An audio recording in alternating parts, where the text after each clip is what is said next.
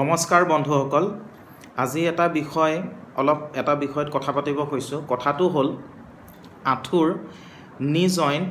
আঁঠুত আমি কেতিয়াবা কিছুমান মানুহে এটা বহুত চিন্তা কৰে কি আঁঠুটো তেওঁ এনেকৈ লৰচৰ কৰিলে এটা ক্ৰিক ক্ৰিক ক্ৰিক ক্ৰিক এটা চাউণ্ড, আঁঠুটো ভাঁজ কৰিলে ক্ৰিককৈ চাউণ্ড, উঠালে ক্ৰিক, এই ক্ৰিক ক্ৰিক চাউণ্ডটো কি বা কিয় হয় বা এইটোক লৈ কিমান ভয় খোৱাৰ প্ৰয়োজন আছে নাই, সেইটোৰ ওপৰত অলপ কথা পাতিব খুজিছোঁ।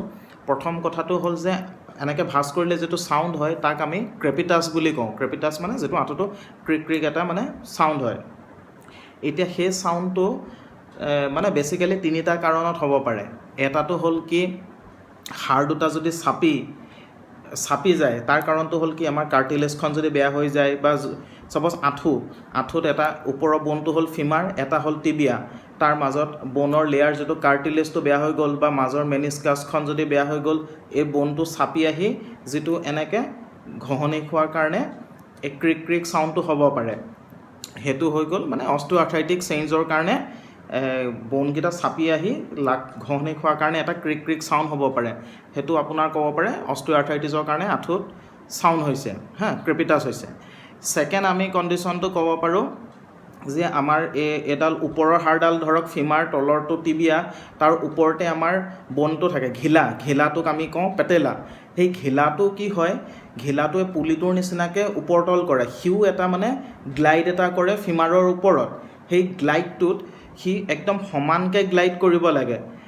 কেতিয়াবা কি হয়, সেই গ্লাইডটো যদি সমানকৈ নকৰি অকণমান এনেকৈ পথালিকৈ যদি এনেকৈ ছাইডকৈও যদি গ্লাইড কৰে, যেনে কিছুমান কণ্ডিশ্যন আছে, যেনেকৈ আমাৰ পেটেলোফিমৰেল চিণ্ড্ৰম হওক বা কণ্ড্ৰমেলেচিয়া পেটেলা হওক, এনেকুৱা কণ্ডিশ্যনত পোনকৈ যদি বস্তুটো ঘঁহনি নাখায় অলপ পথালিকৈ যদি আঁঠুৰ ঘিলাটো যায়, তেতিয়াও এটা চাউণ্ড হ'ব পাৰে, ক্ৰিক ক্ৰিক চাউণ্ডটো হ'ব পাৰে, যিটো আমি ক্ৰেপিটাছ বুলি কওঁ।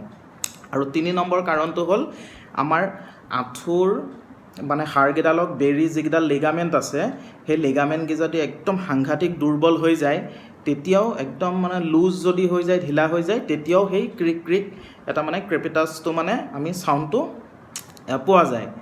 এতিয়া কথাটো হ'ল যে সেই যিটো আঁঠুটো লৰচৰ কৰিলেই যিটো চাউণ্ড হয়, চাউণ্ডটোক লৈ বহুতে বহুত ধৰণে ভয় খায়, কিন্তু সেইটোত ভয় খাবলগীয়া কাৰণ নাই।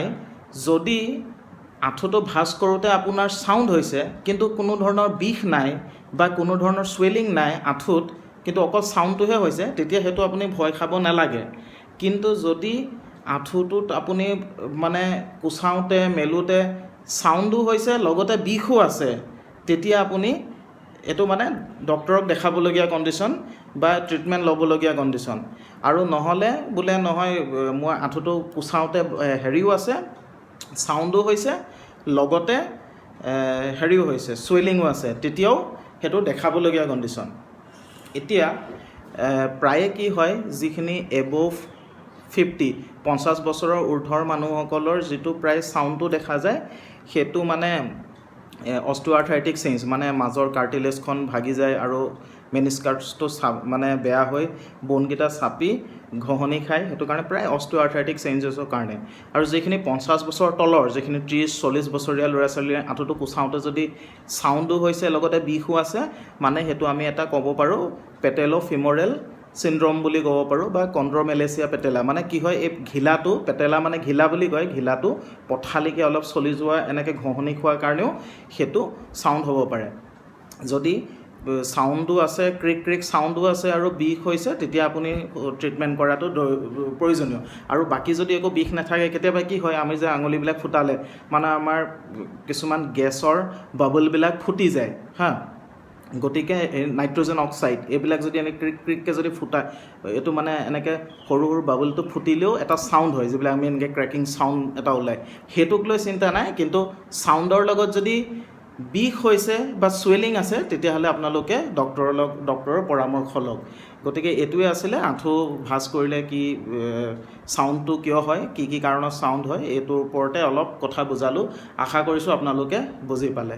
ধন্যবাদ।